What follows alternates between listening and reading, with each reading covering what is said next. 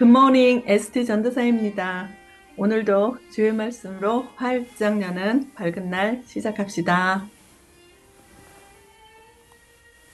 네, 기도하겠습니다. 하나님 아버지 감사드립니다. 오늘도 우리의 생명을 허락하시니 감사드립니다. 밤마다 주의 성실과 아침에 주의 인자하심이 오늘도 주의 말씀 앞에 앉게 하시니 감사드립니다. 오늘도 생명의 양식 꼴을 먹여주시고 특별히 우리의 믿음 되어주시는 주님의 믿음을 다시 살피고자 합니다. 온전히 성령께서 우리의 믿음을 밝히시어 하나님이 기뻐 받으시는 믿음을 살아내게 하여 주시옵소서. 감사드리며 이 모든 말씀 우리 주 예수 그리스도 이름으로 기도 올려드립니다. 아멘. 네, 오늘은 하찮은 겨자씨 한 알이 최상품의 믿음으로 라는 제목으로 마태복음 17장 14절에서 20절 말씀을 준비했습니다. 어, 오늘 말씀 제목 하찮은 겨자씨 한 알이 최상품의 믿음으로라는 제목으로 겨자씨만한 믿음에 대해 좀 다루고자 합니다. 우리가 많이 알고 있는 말씀인데도요. 음, 우리가 많이 듣고 아는 말씀이지만 주님이 말씀하시는 그 겨자씨 한 알만큼만의 믿음이 어떤 믿음을 두고 말씀하시는지, 또 주님께서 주시는 그 작은 믿음이 개념 속에 담겨 있는 뜻과 그 의미를 다시 깨달아 오늘날 이 시간 다시 살피어 각자의 믿음을 점검해 보는 시간이 되길 원합니다.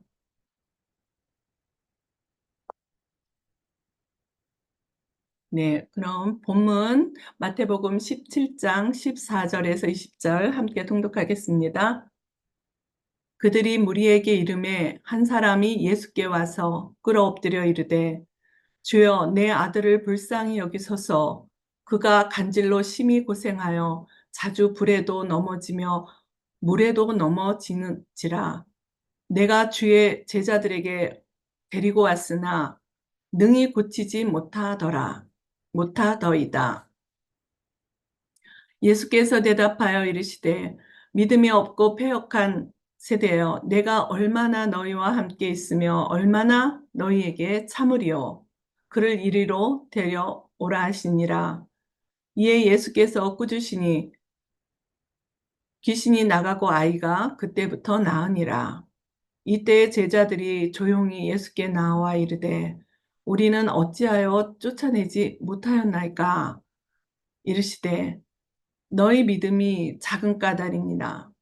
진실로 너희에게 이르노니 만일 너희에게 믿음이 겨자씨 한 알만큼만 있어도 이 산을 명하여 여기서 저기로 옮겨지라 하면 옮겨질 것이요 또 너희가 못할 것이 없으리라. 아멘.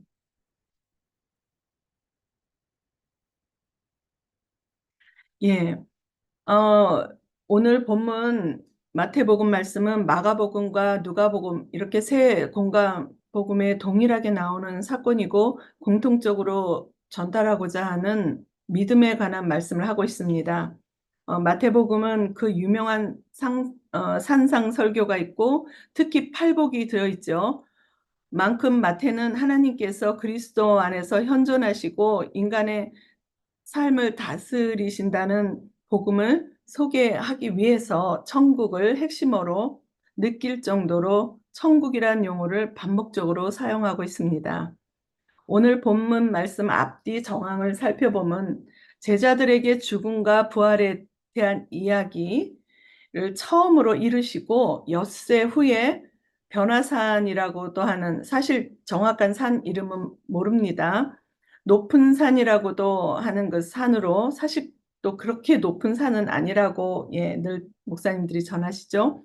예수님은 베드로와 야고보와 그의 형제 요한을 데리고 기도하러 올라가셨고 예수님은 따로 기도할 때 얼굴이 해같이 빛나며 옷이 빛과 같이 휘어진 그 예수님의 모습과 모세와 엘리야를 만나시는 광경을 보여주시고 난 후에 산에 내려오셔서 벌어진 오늘 본문의 사건이 있게 됩니다. 그리고 본문에 귀신 들린 아이를 고치시고 갈릴리로 가서 두 번째로 죽음과 부활을 다시 이루시고 배척당하시고 메시아적 공동체 내에서의 그 삶의 원리들을 말씀하셔요. 그리고 세 번째 죽음과 부활을 또 말씀하십니다. 다시 세 번째 말씀하시고 그리고 이제 심판에 대한 경고와 예언, 그리고 본격적인 그리스도의 순환과 죽으심이 전개되는 말씀들이 나옵니다. 어, 그런 본문 내용을 살펴볼 때 본문 속에 귀신 들린 아이를 고치는 사건은 예수님의 그 변형되신 모습을 보고 산에 내려와 보니 다른 제자들이 많은 무리들 앞에 귀신 들린 아이를 고치지 못하여 엄청난 난감을 예, 난감하게 이제 처해 있는 상황입니다. 새 복음서는 동일하게 큰 무리라고 했고 그 무리 속에는 서기관들과 율법주의자들도 있었어요. 사실 그 당시에는 귀신을 나가게 하는 일은 바리새인들도 했기 때문에 예수의 제자들은 엄청 우리말로 쪽팔리는 그런 일이었다고 보면 됩니다. 왜냐하면 이때 벌써 예수님의 공생애가 3년 정도 되었을 때이고요. 이때는 세 번째 유월절이 있는 해였지만 예수님은 세 번째 유월절만은 예루살렘에 내려가시지 않고 갈릴리에서 사역을 하실 때입니다. 아마 십자가에 못 박히시기 그 한 6개월 전쯤이라고 생각하면 되겠습니다. 십자가에 달리시는 그 네 번째 유월절 사이에 있었던 일로 보면 됩니다. 그래서 예수님은 오늘 본문이나 다른 두 복음서에 동일하게 나온 말이 믿음이 없고 패역한 세대여. 내가 얼마나 너희와 함께 있으며 얼마나 너희에게 참으리요라는 말씀을 반복적으로 새 복음서에 나옵니다. 꼭 우리들의 표현으로 제 개인적 느낌으로요. 복장 터지는 표현으로 들렸습니다. 네, 그러면 새 복음서에 동일하게 나오는 말씀을 살펴봅니다. 마태복음 17장 17절에 예수께서 대답하여 이르시되 믿음이 없고 패역한 세대여 내가 얼마나 너희와 함께 있으며 너희야 얼마나 너희에게 참으리요. 마가복음에도 9장 19절 동일하게 여기도 믿음 없는 세대여 내가 얼마나 너희와 함께 있으며 얼마나 너희에게 참으리요. 누가복음 9장 41절에도요. 믿음 없고 패역한 세대여 내가 얼마나 너희와 함께 있으며 너희에게 참으려. 예수님은 한 번 말씀하신 일이지만 우리 독자들이 볼 때는요. 계속 반복적으로 복음서 공간 복음마다 들어갈 때 이 말씀을 우리는 듣게 됩니다. 마태복음 17장 20절에는요. 또 이르시되 너희 믿음이 작은 까닭이라 진실로 너희에게 이르노니 만일 너희에게 믿음이 겨자씨 한 알만큼만 있어도 이 산을 명하여 여기서 저기로 옮겨지라 하면 옮겨질 것이요 또 너희가 못할 것이 없으리라. 근데 이제 마가복음에서는 겨자씨 말씀이 안 나오고요. 마가복음에서는 그 아이의 아버지, 귀신 들린 아이의 아버지의 대화로 나옵니다. 그러나 무엇을 하실 수 있거든, 예수님한테 하실 수 있거든이라고 말을 해요. 하실 수 있는 분한테 불쌍히 여겨달라고 하면서 예수께 합니다. 그리고 예수께서 이제 말씀하시길 할 수 있거든이 무슨 말이냐. 믿는 자에게는 능히 하지 못할 일이 없느니라. 마태복음에도요. 능치 못할 일이 없다고 말씀하십니다. 이제 그러니 그 아버지가 소리 지르면서 내가 믿겠나이다 하시는 거예요. 나의 믿음 없는 것을 도와주소서 이렇게 마가복음에 나옵니다. 그리고 마가복음 20 이제 9절 마지막에 보면 예수님께서 다른 이제 마태복음과 누가복음에 말씀 나오지 않은 말씀이 마가복음엔 나옵니다. 그 말씀이 이르시되 이제 그 아버지한테 말을 하는 거겠죠. 이르시되 기도 외에 다른 것으로는 이런 종류가 나아갈 수 없느니라. 하시니라. 그러니까 기도 외에는, 그러니까 기도의 능력을 말씀하십니다. 그리고 누가복음 9장 43 절에 다 동일한 이제 말씀이에요. 근데 어 누가복음에만 또 마태복음, 마가복음에 나오지 않은 말씀, "사람들이 다 하나님의 위엄에 놀라니라." 그래서 제가 인제 세 공간복음을 인제 합쳐 본 겁니다. 합쳐 보니 "믿음이 없고 패역한 세대여 내가 얼마나 너희와 함께 있으며 얼마나 너희에게 참으리오는 새 공간복음에 동일하게 나옵니다. 그만큼 믿음이 없음을 강조하십니다. 그리고 마태복음에만 겨자씨 한 알만큼의 믿음이 인제 산을 옮길 정도라고 말씀하시고요. 마가복음에만 인제 그 아버지하고의 대화에서 기도 외에는 그런 사단마귀 능치 못할 이런 것들을 다 기도로 해결해 나가야 된다는 말씀을 합니다. 그리고 인제 누가복음의 마지막에 이제 하나님의 위엄에 모두가 인제 그 앞에 놀라는 말씀을 하십니다. 마가복음 17장 20 절을 보면 믿음이 작은 까닭이니라는 말은 헬라어 아피스티스라고 믿음이 없다라는 뜻입니다. 아피스티스 할 때 아는 부정어고요. 피스티스가 믿음. 그래서 믿음이 아예 없다는 말씀입니다. 그러니까 믿음이 아예 없다는 말을 공간복음에 다 넣습니다. 그래서 큰 믿음은커녕 겨자씨 그 한 알만큼의 믿음도 아니고 믿음이 아예 없다는 거죠. 그러니까 무한대 차이를 말씀하셨습니다. 주님이 말씀하신 이 믿음은 주체가 누구냐에 따른 믿음이라는 것이죠. 내가 주체, 내가 주체일 때는 그 의지적인 믿음, 자기 믿음이 크다고 생각하는 믿음이죠. 본문에 아이의 귀신을 빼내지 못한 제자들의 믿음은 그 제자들은 내가 주체인 믿음이었기에 제자들의 믿음은 나중에 다 도망간 믿음. 그쵸? 변하고 사라져 버린 믿음으로 검증되어 버렸어요. 그래서 믿음도 어려운 일이나 시험을 당할 때 나타난다는 것이죠. 평소에 특별한 어려움이나 위기나 절망적인 일이 없을 땐 다 믿음 좋은 사람 같아요. 성숙한 사람처럼 보이죠. 특히 원수 마귀 대적 앞에 당할 때, 억울한 일이나 모함당할 때 진짜 믿음의 실체, 성숙한 그 실체가 나타난다고 생각합니다.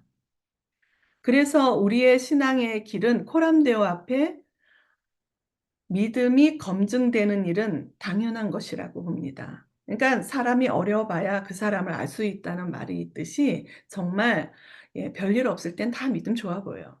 그렇지만 어려운 일을 당했을 때, 정말 어려운 일을 당했을 땐 그 사람의 믿음의 실체가 검증된다는 겁니다. 창세기 4장 7절 말씀에 "죄가 문 앞에 엎드려 있느니라." 했듯이 죄악된 땅에 발붙여 사는 동안은 죄를 다스리지 않으면, 방심하면 마귀는 우리에게 언제 들어올까 노리고 있다가 매일 수시로 틈타 들어온다는 겁니다.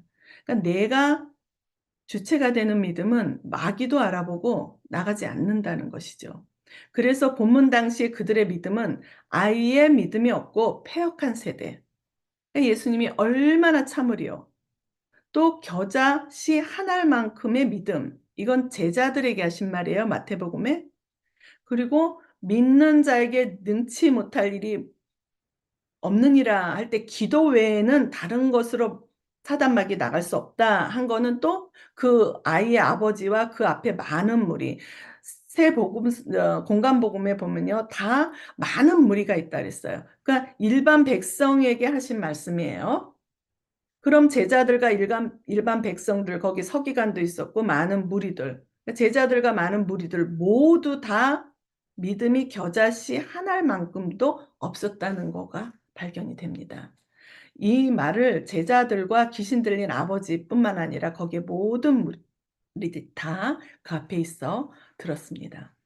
왜 예수님은 제자들뿐만 아니라 예수께 도움받으려는 일반 백성이나 그 서기관들, 율법주의자들 모두 그 있는 무리가 있는 데서 하필 왜 겨자씨를 비유한 믿음을 말하셨을까요? 겨자씨를 살펴봤습니다. 겨자씨는 그 당시 이스라엘에게요. 그 땅에는 번식력이 강하고 토양을 망가뜨리는 특징이 있답니다. 어디서나 볼 수 있는 그 들풀 잡초, 그 하찮고 쓸모없다는 그런 의미래요. 그런 의미로 겨자씨 한 알과 같은 이라는 이 관용어로 예수님이 말씀하신 거였어요. 그러니까 아주 쓸모없는 하찮은 것을 의미하며 이 관용어를 말씀하신 거예요. 이스라엘 사람들은 이해되지 않는 그 겨자씨 비유를 했을 때 어땠을까요, 생각이? 심는다 해도 마땅히 수확도 없고 땅을 망가뜨리니 자신의 밭에 심을 이유가 없는 거예요. 그러니 겨자씨 한 알만큼의 믿음이라도라는 말은 굉장히 예 무슨 말인지 제자들도 동일하게 다 알아들었다는 말이죠. 귀신 들린 이 아이는 이스라엘 사람들 보기엔 겨자씨 같은 하찮은 존재였고 그런 아이에게 절대 가까이 다가가지도 만지지도 싫었을 거예요. 그 예수님은 일부러 그 아이를 가까이 데리고 오라 하셨습니다. 아무도 관심을 주지 않는 그 아이를 고쳐 주셨어요.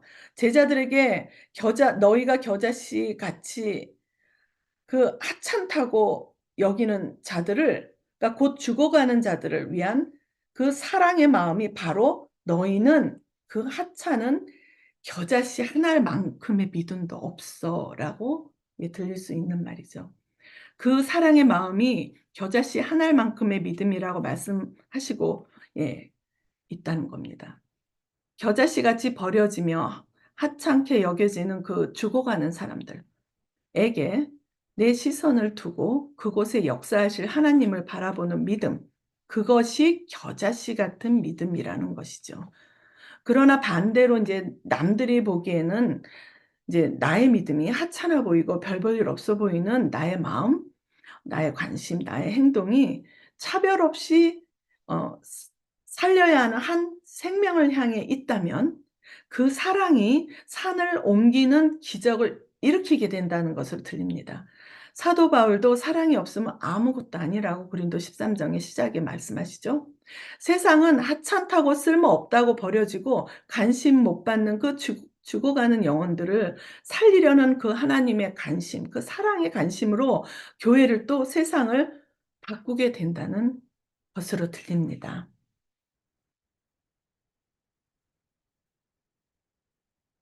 그럼 인제 예수님은 제자들과 무리들의 있는 곳에서 겨자씨 한 알만큼만의 믿음이 주는 그 세 가지 능력을 말씀하셨다고 봅니다.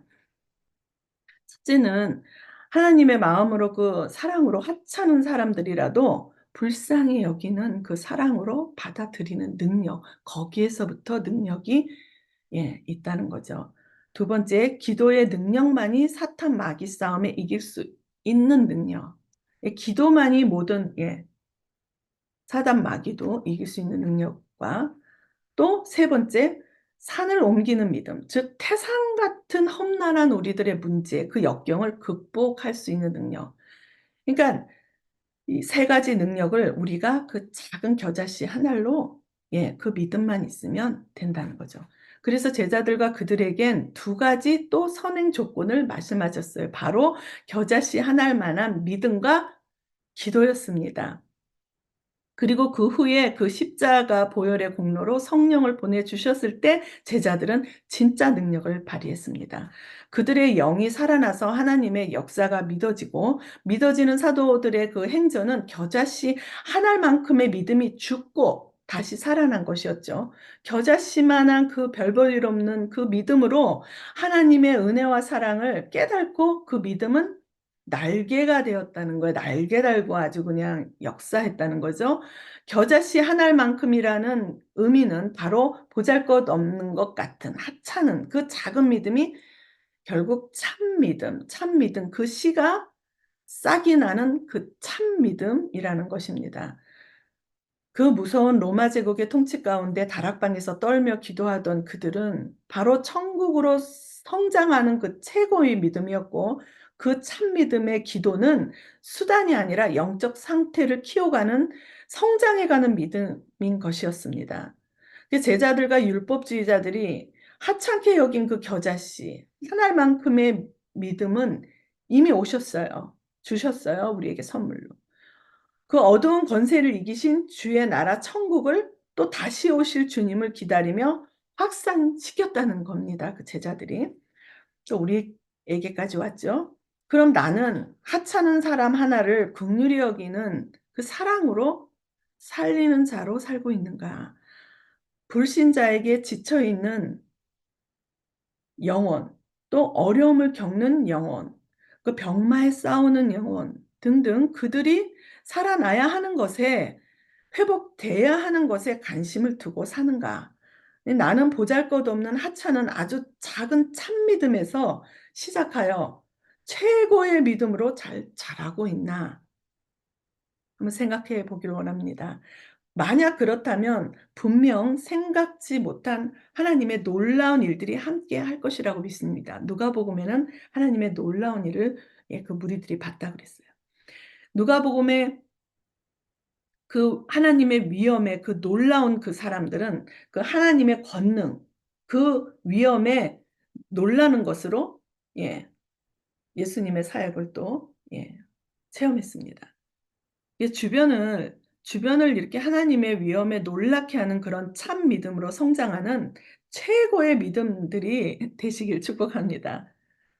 그래서 하찮은 겨자씨 한 알이 최고의 믿음으로 되려면 또 우리가 어떻게 해야 되는가 말씀에서 또 뽑아서 세 가지를 나눠 봅니다. 첫째는 하나님이 주체가 되는 믿음. 제자들은 자기가 주체가 되었기 때문에 예수님한테 책망을 받았습니다.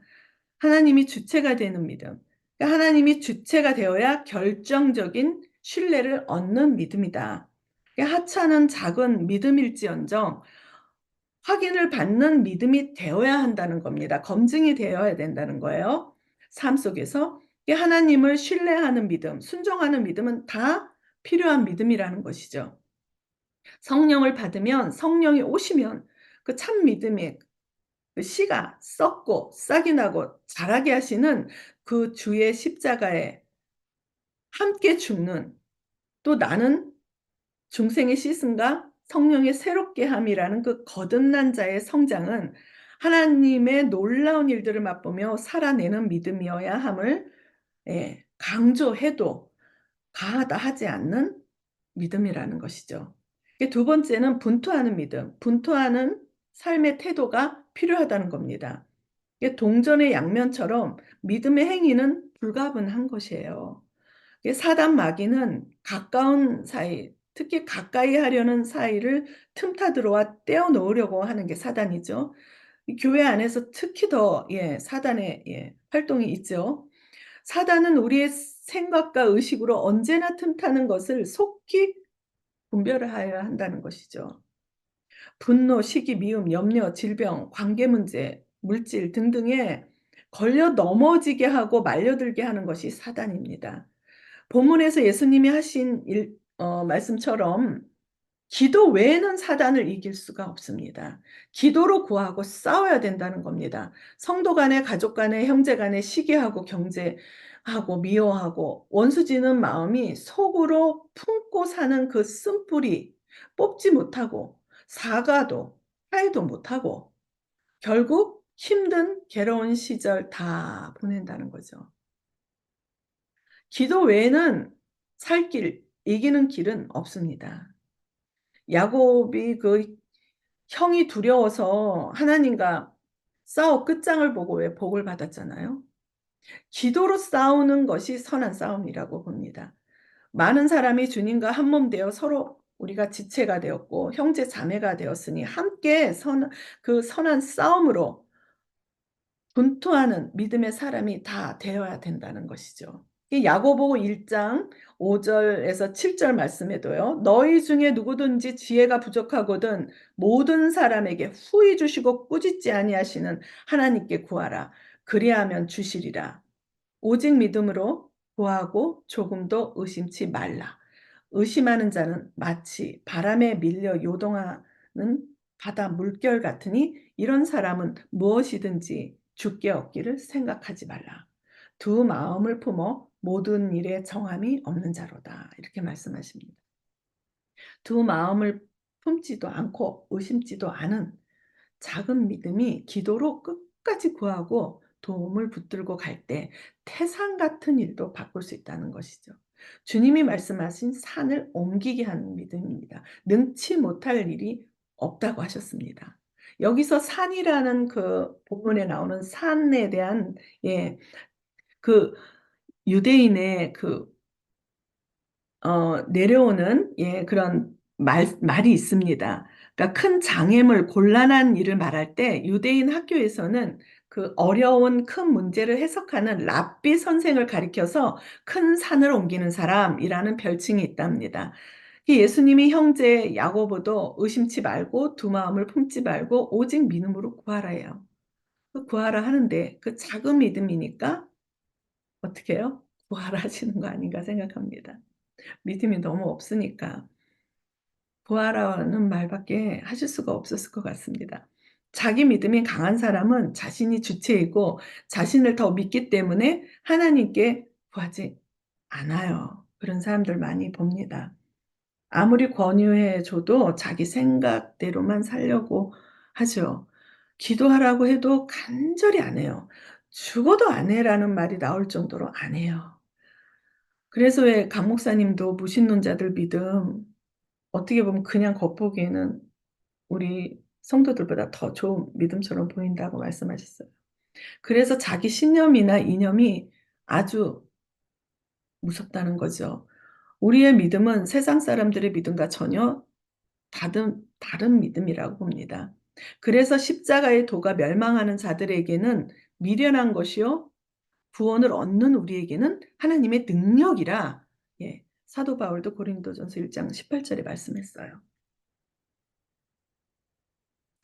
그래서 우리는 분투하는 믿음으로 이기고 살아내야 합니다. 세 번째 예수 이름을 선포하는 믿음. 이 예수 이름으로 선포해야 된다는 거죠. 여러분 잘 아시죠? 예수 이름으로 우리가 선포해야 돼요.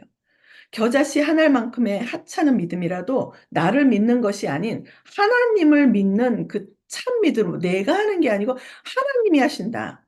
하나님의 일을 보려고 하는 그 참 믿음, 그 참 믿음으로 예수 이름으로 선포해야 한다는 거죠. 골로새서 3장 27 절은요. 또 무엇을 하든지 말에나 일에나 다 주 예수의 이름으로 하고 그를 힘입어 하나님 아버지께 감사하라. 예수님은 항상 감사하셨어요, 기도하시면서.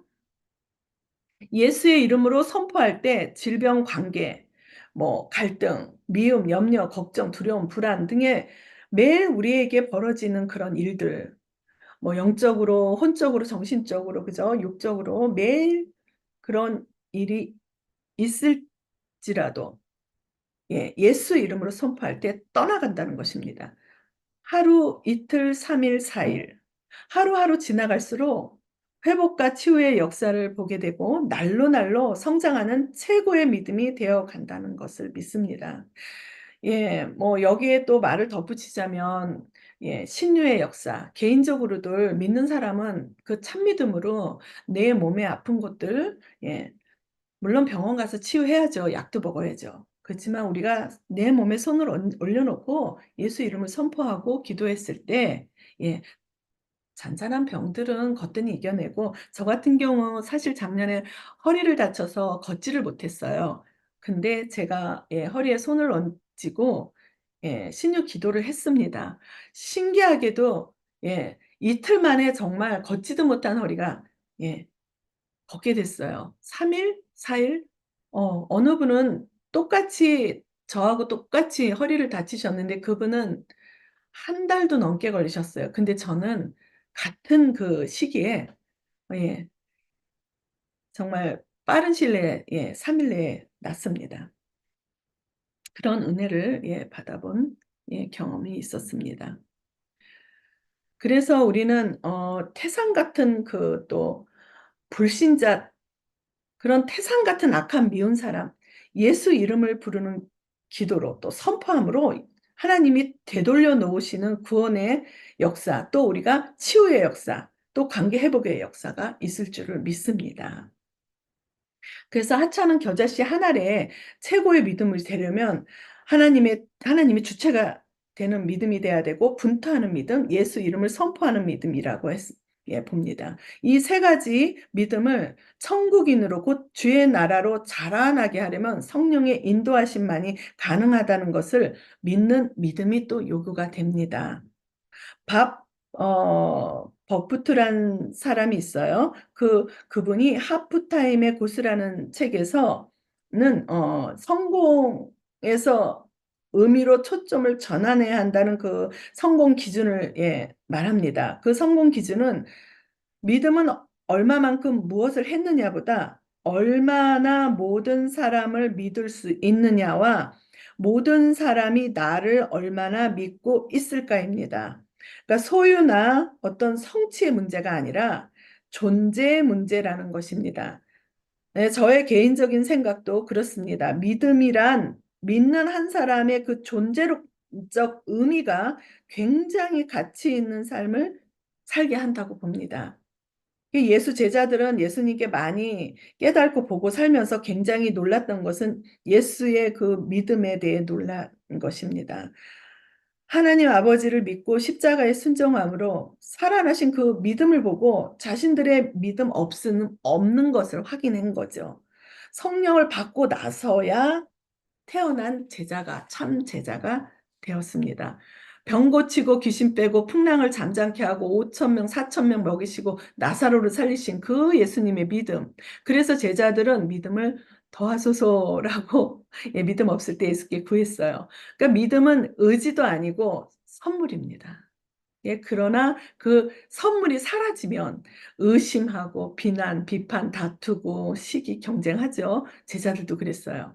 그러나 작은 겨자씨 한 알만큼만 살아있는 그 참 믿음으로 싹이 나고 열매 맺는 믿음의 그 생명체로 자라고 성장하는 그 최상품의 믿음이 되고, 그러면 만사형통이라고 봅니다. 시편 1편의 저자처럼. 겸손과 순종, 인내로 자라나는 만사형통이라고 봅니다.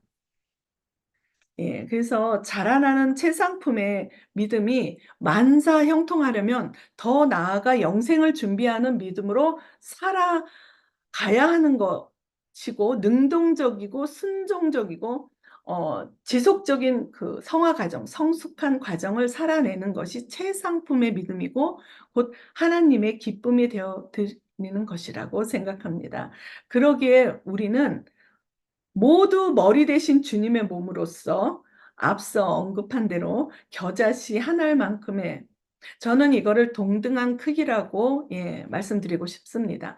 동등한 크기로 같이 자라며 같이 준비하며 같이 따라가는 최상품의 믿음이어야 만사형통이라고 봅니다. 왜냐하면 나만 만사형통할 수는 없는 거예요. 복음이고 천국인인 것이고, 다 같이 만사형통하는 것이 복음이고 천국인 것이고, 주의 나라는 그래서 함께 형통하는 나라이기 때문입니다. 그래서 믿음은 영혼 육이 강건하게 자라는 것이지 내가 믿음이 강하다라는 것이 아니죠. 그래서 영혼 육이 강건하게 자라나며 준비하며 따라가며 영생하는 것이라고 봅니다. 그래서 자라나면이라는 건 좋은 씨앗으로 나는 죽고 내 안에 주만 사네, 이런 것이죠. 나의 하찮은 작은 믿음이 어느 곳에 떨어져 죽는지 한번 생각해 보길 원합니다. 마음이 옥토가 아니면 죽었다 해도 제대로 성장하지 못하죠. 예수님 말씀하신 것처럼 길가, 돌밭, 가시밭 이런 거 생각해 보세요. 내 마음이 그런 밭으로 떨어졌다. 예. 그래서 좋은 씨앗으로 죽고 내 안에 주만 사내는 내 마음이 순전하고 깨끗한 양심, 바른 마음으로 주의 말씀을 잘 받아내서 자라게 하는 믿음이라고 봅니다. 그 준비하며, 그 자라나며, 그 다음에 준비하면은 슬기로운 기도 생활과 충성스러운 종의 삶으로 준비하라로 생각합니다. 준비한다는 것은 마태복음 25장에서는 신랑을 맞이하는 열 처녀에서 등불이 꺼지지 않도록 기름을 준비하는 왜 그 비유의 말씀이 나오죠. 저는 이제 그거를 슬기로운 기도 생활로 생각합니다. 그리고 달란트 비유는 하나님이 지으신 그 그릇대로 예수님이라는 보배를 담아내는 귀히 쓰임받는 자, 그런 귀히 쓰임받는 자로서 주신 그 달란트만큼을 충성히 겸손히 다하는 일꾼, 그런 일꾼으로 살아내야 함을 봅니다. 그게 바로 영생을 준비하는 자라는 거죠. 우리는 준비하며 산다는 의미는 영생을 준비한다는 거로 저는 생각하고 있습니다. 왜 영생을 준비하는 말씀인가 생각했을 때 마태복음 25장은요. 사실 그 비유의 말씀이요. 열 처녀와 달란트 비유가 나와요. 두 이야기가. 그리고 그 뒤에는 염소와 양의 비유로 영원한 지옥, 영불, 그리고 영원한 생명, 영생에 대한 말씀으로 마무리가 됩니다.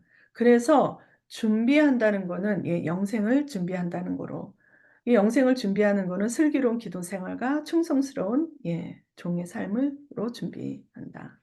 따라가는 거, 따라가면은 주의 음성을 들어야 성령의 인도에 따라가는 삶이다. 그 삶을 살아간다는 거죠.